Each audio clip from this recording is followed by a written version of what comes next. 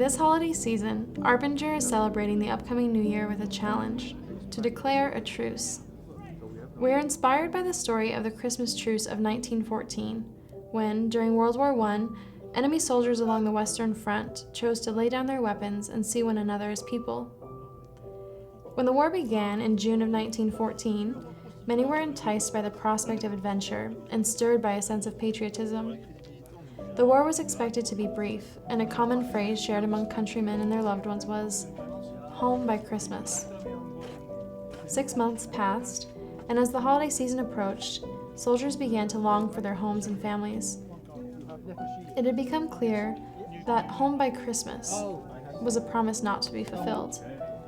Disillusioned, cold, and longing for human connection, the soldiers spontaneously declared a truce and spent the holiday together, exchanging gifts, singing songs, and enjoying a football match in the mud between the trenches. Amidst horrific bloodshed and destruction, they chose to see one another as people, realizing that the man on the other side was not evil, but human just like themselves. Last year, Arbinger's film crew traveled to Belgium and France to document the centennial commemorations of the Christmas Truce. We've created a video series that can be viewed on our YouTube channel, covering answers to questions like, what was the Christmas Truce? How can I see people as people, even in the midst of conflict? What are the costs of our conflicts? And what can we learn from the Christmas Truce?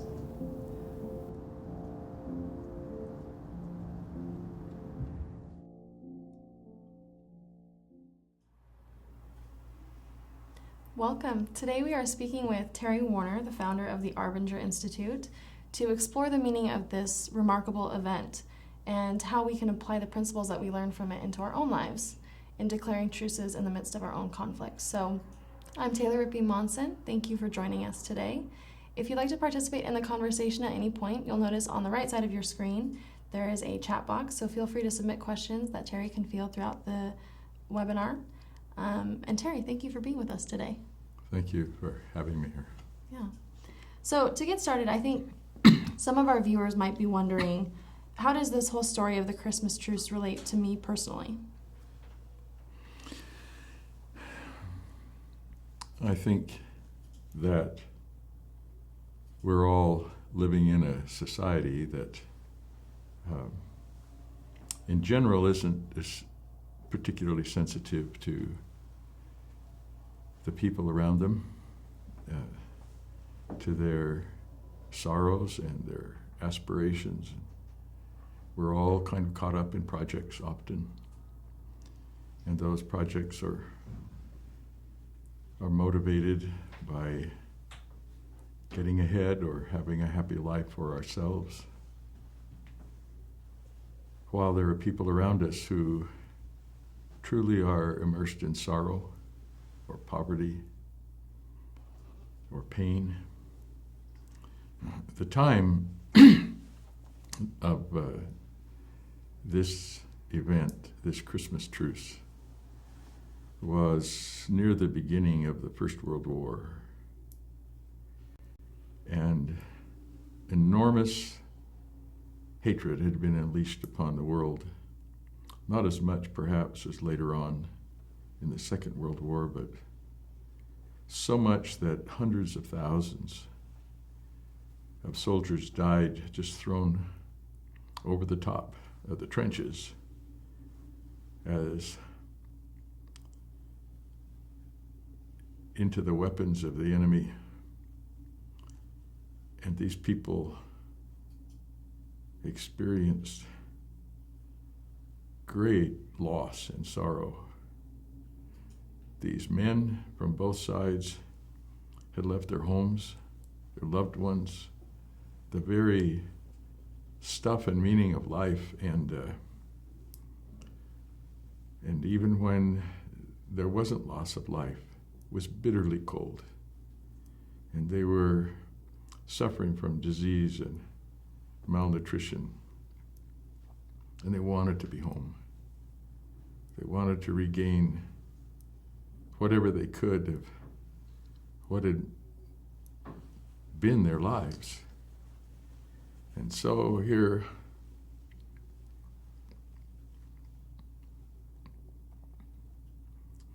on a very dismal and hopeless night, they heard some music.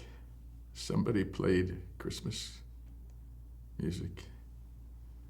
Somebody else responded by stepping up into no man's land, where ordinarily would have meant instant loss of life, and others responded, and soon they were talking to each other as best they could, speaking different languages, and they had left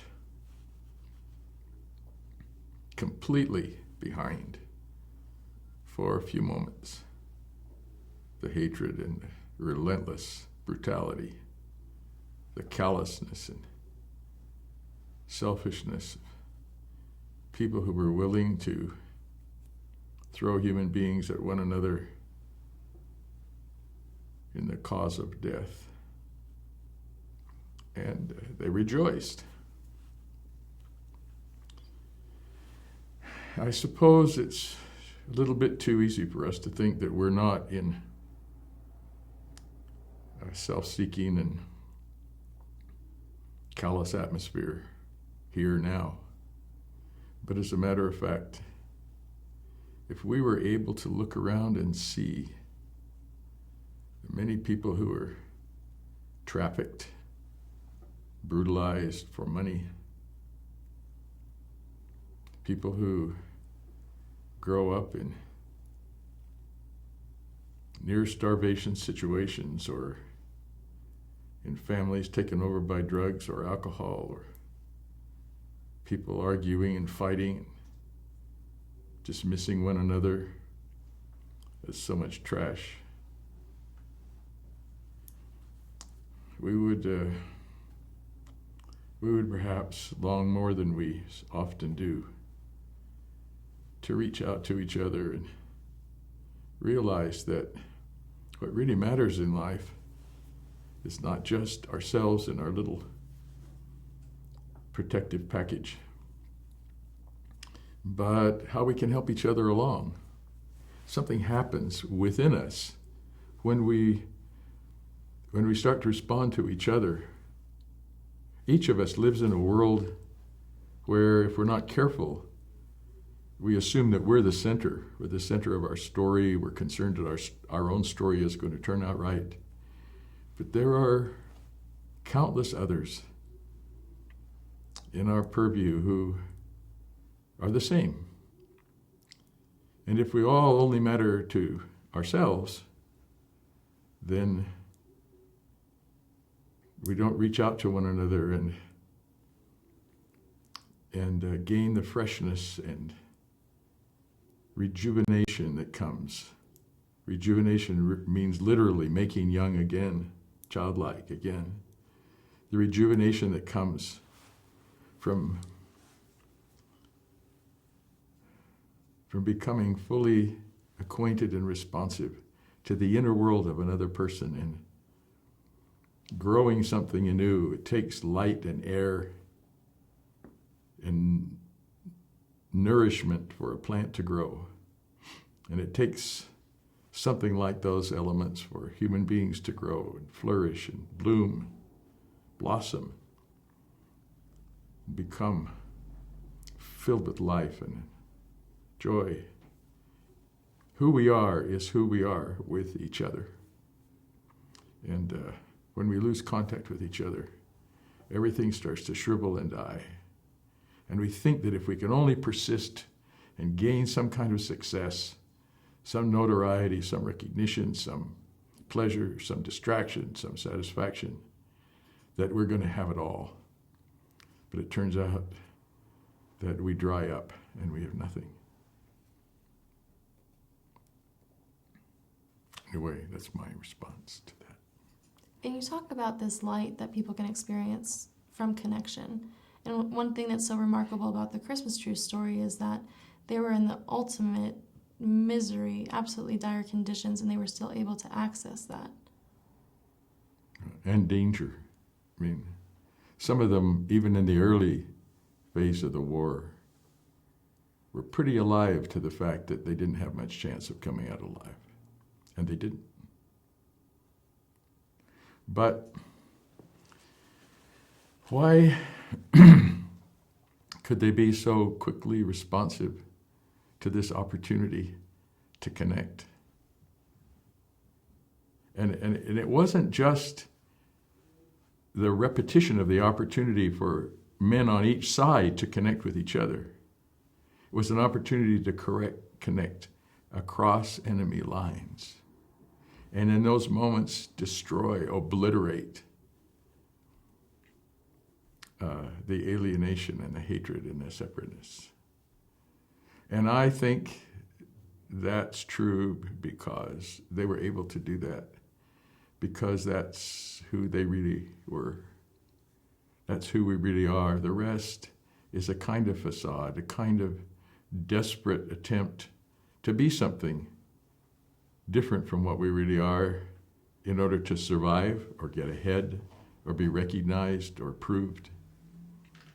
But when we let that go, let go of what doesn't matter as much or is even a deception, and let ourselves be who we really are, then we start to quicken to and respond to each other, and the lights go on. The word separateness that you use stands out to me. Do you think that that's something that people recognize? They may not step back enough to think about, I'm so separated from others. I'm so insulated. I've built myself into my isolation. But they will feel deprived of that openness. A lot of us accept something artificial in place of true caring. It seems inconvenient. It seems a sacrifice. It seems like we're giving up a lot when we reach out and risk to do something for someone else. When we open ourselves to study the situation from their point of view and appreciate that they're struggling, and maybe even in the wrong way, the way we've been struggling.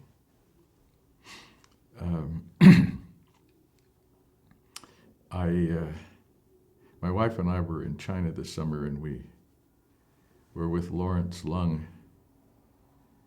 the Arbinger's Chinese representative, and Peter Cao, who runs the American Management Association China, which is an independent company that he has built up.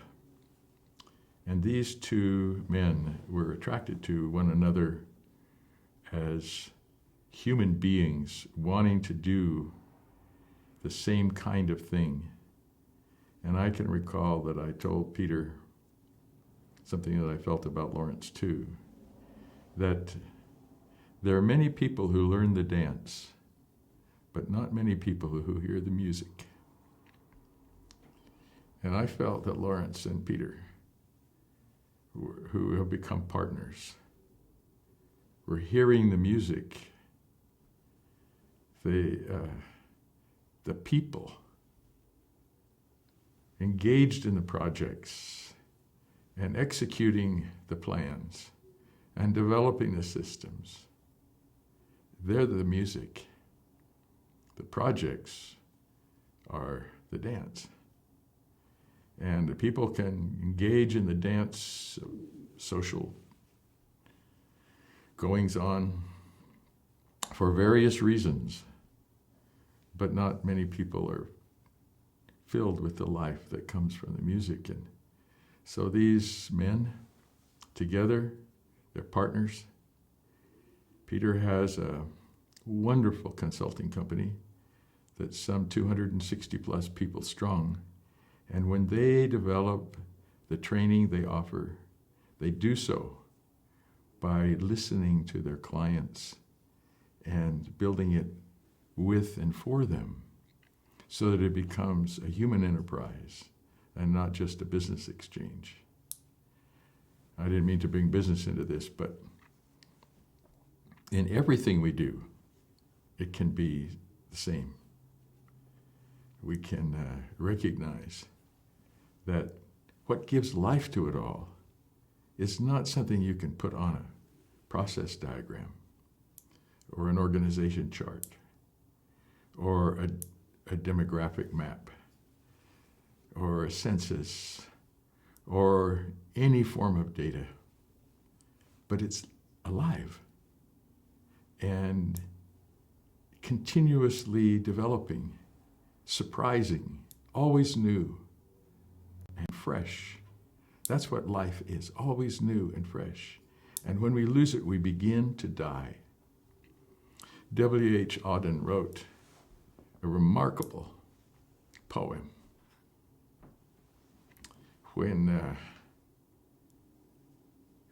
it was given the title of the date that Hitler invaded Poland, September 1st, 1939. And in that poem, as I recall, it's been many years since I read it, but it doesn't leave my mind.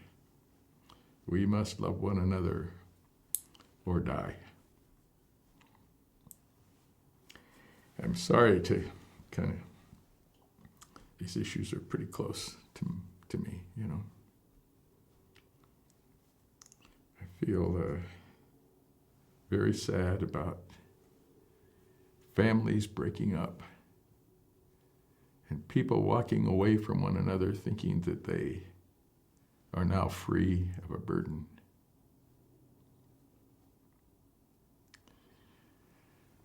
When we talk about declaring a truce, there's many ways to declare a truce. You can either agree that you're not going to shoot at one another anymore, but no thank you for the invitation to spend any time together. Or you can discover how wrong you were and how valuable that other person is and how magnificent that other person can become if they only don't have to stoop to deal with people like me, defensively and anxiously and in retaliation. I can create a different kind of atmosphere for people to thrive in. It's up to me. I don't have to nurse my wounds and feed my annoyance. It's a lie. And of course, when other people around do seem to be annoying and provoking, we have all the excuse in the world. But all that's because we're all responding to one another's worst side. And it isn't necessary. And somebody, such as, I'm going to bring up an example. I just finished reading the story of Marion Blumenthal, who is the mother of Michael Lazan, who is one of the principal movers in Arbinger and one of its great mentors. She, from the ages of about 3 to 10, was, with her family, victimized terribly in the Second World War period by Hitler's armies. She and her family driven from one place to another. The horrors are unspeakable that they went through, and millions of others. They only survived in order to thrive and have eventually a wonderful family, idealistic and loving, because of individual people in the midst of all this conflict who had the courage and the sense of truth to help each other, to help people who were lost, people that nobody had to reach out and help. They always did it at the risk of their lives, but they took people in, they gave them food, They did everything they could to keep them going in terrible situations, in the death camps, in the concentration camps, when the people were on the move from one place to another in cattle cars where they could hardly stand up in the bitter cold of winter. There were people who just could not refrain from helping. And that's why these wars ended in such a way that civilization as we know it could continue and people can now live in love and peace. We're not familiar enough with these stories. We're not familiar enough to see when this kind of thing is going on around us. Some of us too easily take part in branding and excommunicating some portion of the population because they don't agree with us. We call them stupid. We don't want to be challenged. We don't want to talk it out. We're not in a very good shape. We need each other now.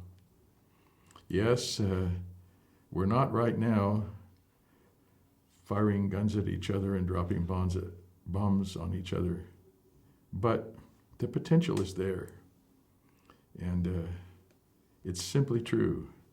If we don't reach across the lines and venture into no man's land and listen to the music, we don't have much of a chance.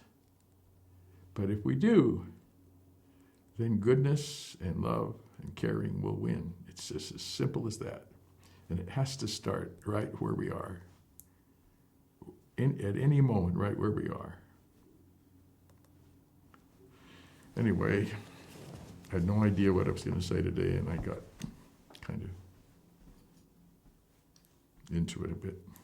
It was beautiful. Thank you. We actually have a question coming in from Christian, who's asking, what do you say to the idea that I must love myself before I can love others? Is self-love a prerequisite to being sensitive to others?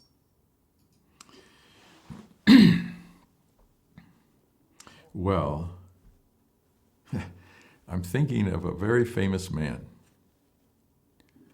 who visited our university when I was at the university. And he brought his wife, and his running joke was that, and he was serious, that I love myself best of all, and I put myself first in every situation. And if he hadn't been so brilliant, I guess he couldn't have gotten away with it quite so much. But to love oneself is not the same as to love another, in my opinion. To love oneself is to be free of the kind of self-indulgence, I'm using these words carefully, that is self-worry, insecurity, feeling victimized and offended, self-love, that is self-respect, and being able to forget oneself in a cause, a worthy cause, and in the service to other people, responsiveness to other people, reaching out and even just listening. To be able to do that, you have to be able to forget about yourself instead of indulging in self-congratulatory, proud thoughts or feelings of woundedness. It's tricky. You can use the term self-love to talk about that, and self-respect. You can use words any way you want, but you have to be careful that it isn't a matter of, well, the love of others isn't a matter of admiration either. It's a matter of caring and nurturing and protecting. We need to do that for ourselves just so we'll be able to do it for others. We need to be able to forgive ourselves just as we're able to forgive others. We need to be able to take care of ourselves carefully. That I don't think it's possible to separate the respect and caring for others and for oneself at all. I think they're all part of the same web. And if you try to separate one, it just doesn't work. If I'm a member of a team or an organization trying to do well, part of my obligation to the others, who include me, is to prepare myself and perform the best I possibly can. Otherwise, I'd let everyone down, not just me, but everyone. So I think it's an artificial distinction. The true love of others and the true love of self.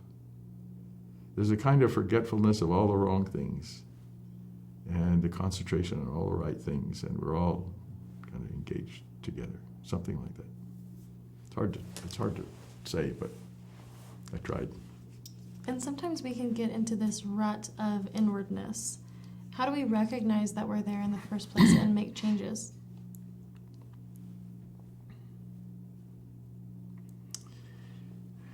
That's a good question. And I think that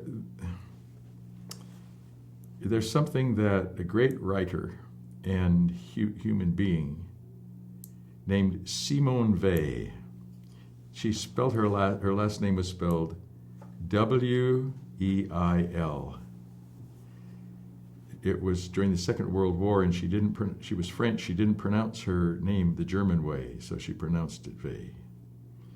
And she talked about something she called attentiveness. I think that she was right. Careful attention to what is really happening with others and inside ourselves gives us great leverage against doing a number on ourselves. For example, if I'm going around congratulating others and saying comforting things to them, but I'm doing it so that I'll be seen that way. There's a dishonesty about that, a hypocrisy about that. We all recognize that. But if I pay close attention to who they really are and to what I'm really doing and ponder it constantly, then I'm able to liberate myself. It's the liberation that comes with the truth rather than indulging in some kind of deception. So that would be my suggestion. And just like the music that is always there when the dance is being performed, others are always there when we're engaged in a project. The truth is always there. It's always something we can return to.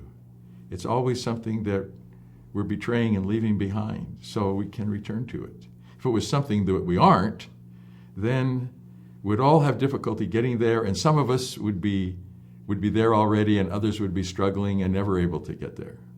For example, if the true measure of humanity was the ability to do mathematics, some would stand out and the others would be hopeless.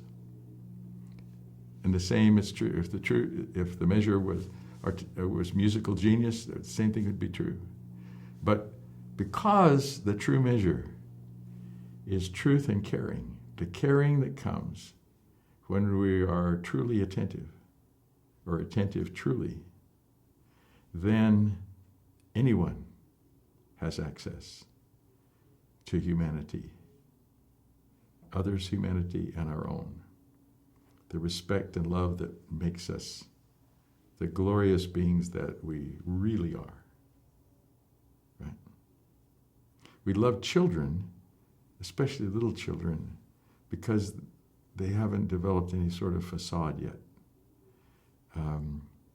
They're open, spontaneous, receptive, guileless, and it's so compelling. Well, We've all met adults that are like that, and we never forget them. And it's within everybody's reach. What would you say to those who feel that within my own sphere, within my own world, I feel content? I feel that I am positively connected to those that I interact with. So I don't really need to pay attention to those outside of my circle. Why is that important? Well, this is just my personal opinion. I think anybody who would say that has put first things first. And then whether or not it would be important to extend that depends, I think, on circumstance. That is, on the people I encounter, whether I perceive that they may need me, that is, my opportunities, the occasions in which there may be unsatisfactory relationships with people that I hardly know. We're all, for the most part, we're all going to encounter people all the time, afresh, in various situations, and we may only see them once. But if we're honest with ourselves, truly honest, there may be times, even in those passing circumstances, and I am thinking right now of people that I've sort of brushed by, and those occasions have haunted me because I had an opportunity, I could say at no cost to myself, but truly at a loss to myself and maybe to them, of just making those few moments important for them. It's possible. I just have to be alive. Right? Wonderful. We have a question coming in from Jake, and he asked, what obligation do we fall under to change for others? What if their need includes changing a part of ourselves that we don't feel we need to, or that is important to us?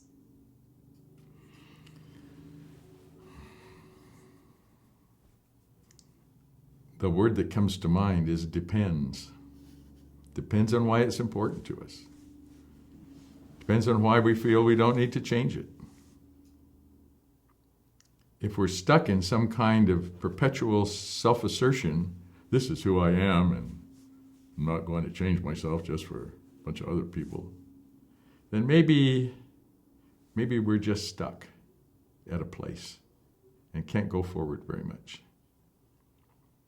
Maybe we're averse to risk. I mean, it might seem pretty comfortable to keep my identity as Mr. Popular or Mr. Jock or Miss Cheerleader or whatever they do nowadays. You know, I'm getting aged. I don't know what. Maybe I think I don't need to change that. It depends. Or maybe I'm a person who has sacrificed something to take care of my parents. And other people say, come on, you don't have to do that.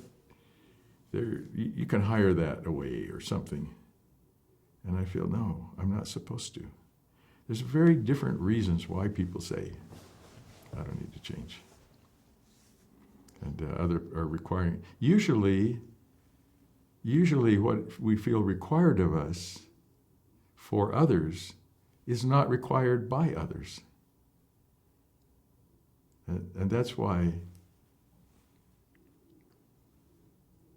the opportunity to make a difference in the world is ours.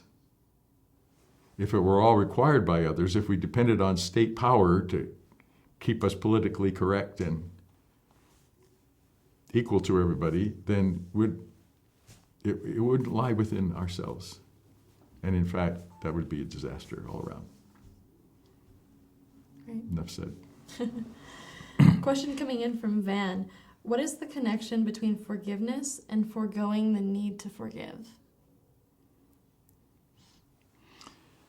The connection for me is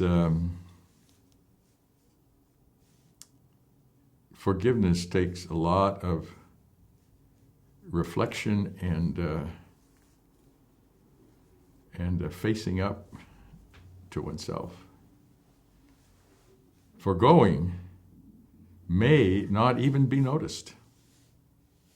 There are a lot of people in this world, maybe not by percentage, who don't often feel the need to forgive because they don't get themselves into accusing mentality, accusing emotions. But foregoing means I didn't indulge in that even at the beginning. And I think a lot of people get to the point where they don't. Well, think how easily children are reconciled when there's some fracas and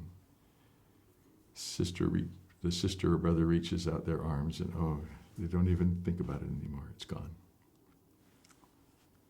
So the very distinction is instructive, that some of us kind of nurse our wounds and won't let go of them. And they almost become who we are. They become who we're making ourselves. So forgiveness is a way, I talked about rejuvenation, I guess. It's a way of retracking. It's a way of getting back where we ought to be. But foregoing means that you don't get on that train. And maybe, and I think it's possible to recognize when you get started and you say, I'm not going there. It leads to the grave, some kind of invisible grave where I can't do much but breathe my own air.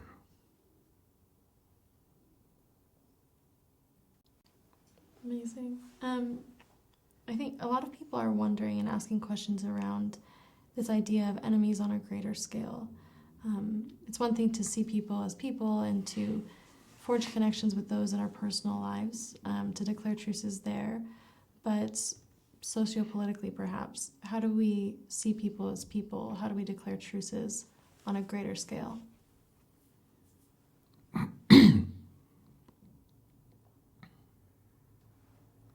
Often truces are not bilateral. It is more than possible. Sometimes it is necessary to appreciate and care about a national or political enemy and continue the fight. The fight might be different. The fight might not be to obliterate that enemy and its hordes, whoever they are, however many there are. But it might be necessary for continuing life as we know it, or protecting our families or our conscience. But it won't be mean and vicious. It will be whatever is necessary in the degree that is necessary, which may even be extreme. But the motivation for it is different. And people who are engaged in that way will accept an offer of healing or truce immediately. But people who are not will burn with revenge and believe that they can't have peace until the enemy is obliterated. And then when the enemy is obliterated, they won't have peace because they've created a war engine they cannot still, they cannot dismantle. That's history of revolutions, it's history of national rivalries and vengeance. So. And when we talk about declaring truces, coming back to a more personal level, what does it look like to declare a truce in the midst of a personal conflict?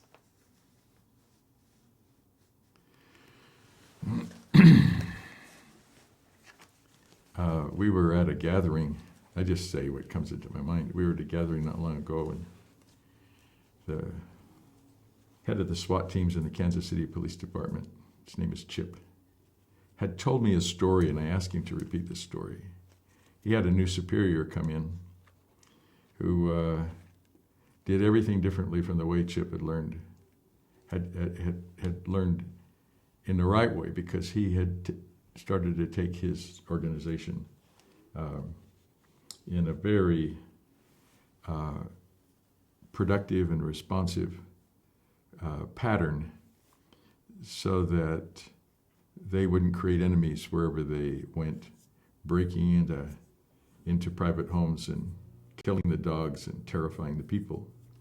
They've developed a different way of doing that. Well, anyway, Chip got this new superior, and who did things differently, and there was a lot of tension between them. And I wish I had the details of the story right in front of me, but Chip went in, said, "I need to talk to you," and he told him about how Chip, had been reacting to him, and that he had been resisting him, and that he had really sought to sabotage the things that this new leader wanted to do. But he said, "I've been wrong." He said, "I want to pledge to you that I'm going to do everything in my power to help you accomplish your objectives." And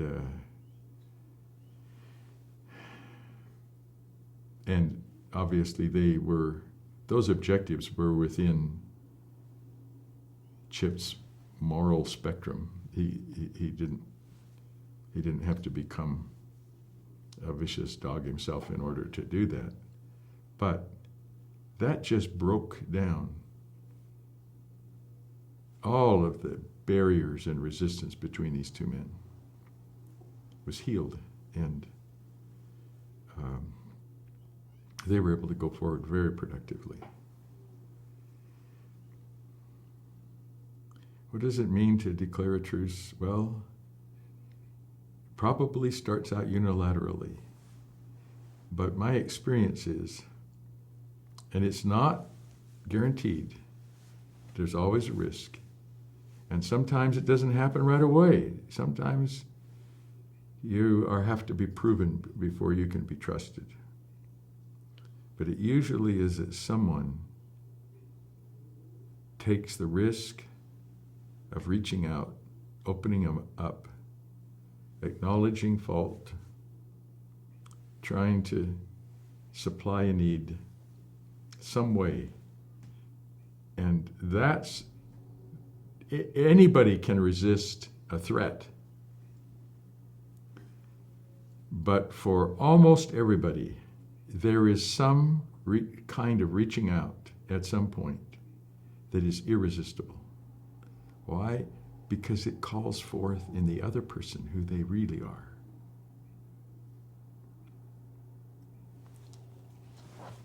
What happens in circumstances when one does open up to another and they're not met with the same kind of responsiveness? It can be disappointing. It can be disappointing, but it depends on how much money you bet, how much you put on the table. If you put your happiness, your self-respect, your chance at a career or something like that on the table, then you're not only going to be disappointed, you're probably going to be resentful, because you only did it for the response you'd get. But if it was a free will offering, and you recognize that it might be very difficult for this person, maybe now, maybe in a while, maybe later, then you'll leave maybe perhaps sorrowful on their behalf, but knowing that they're caught up in something that's a little bit beyond their control. And your job is to keep steady, not just to say, well, I tried with her, I tried with him, lasted 22 seconds, and they proved that they're just crud, you know. Mm-mm. So depends on depends has become the big word in this conversation, but it depends on what you sought when you reached out. If you sought to get something for yourself, yeah, you're going to be very disappointed, but not otherwise. Thank you. We have time for just a couple more questions. This one's coming from Jack. In inviting people to take responsibility for their emotions, how do you understand the role and responsibility of others in the situation and triggering those emotions?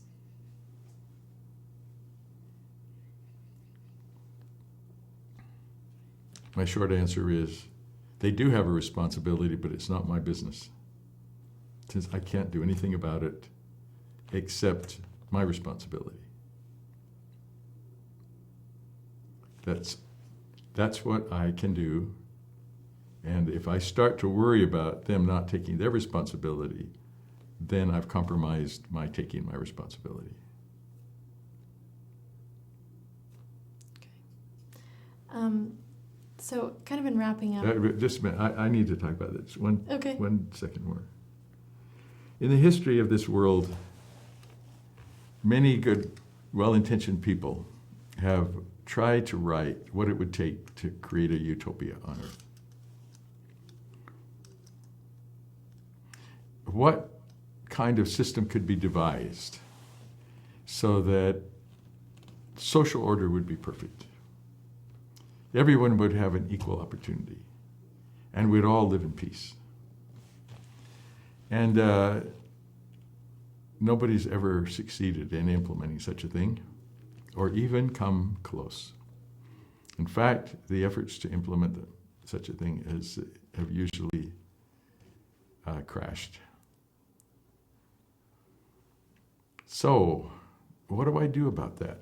Do I take my turn at trying to devise a set of rules or a system, a social system, in which we'll all be content, progressive, satisfied, sheltered, fed, and excellent?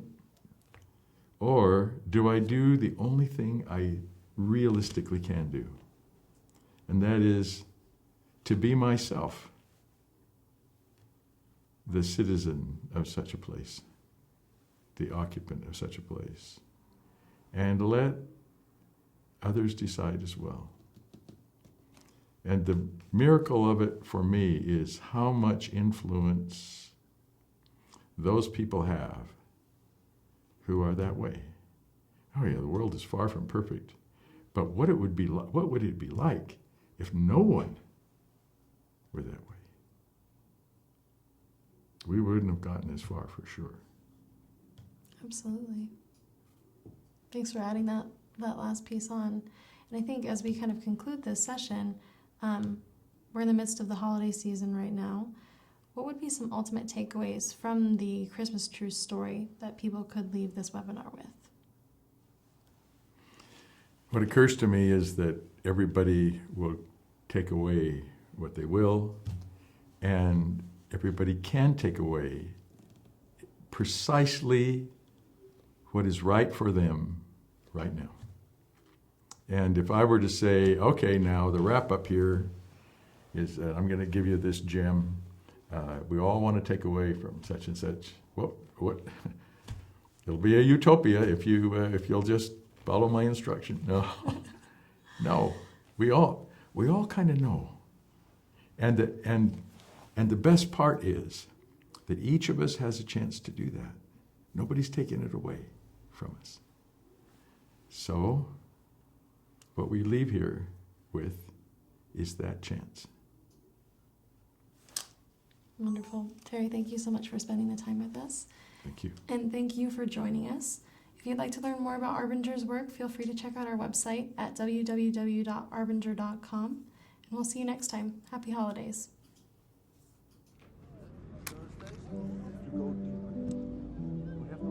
This holiday season, Arbinger is celebrating the upcoming new year with a challenge: to declare a truce. We're inspired by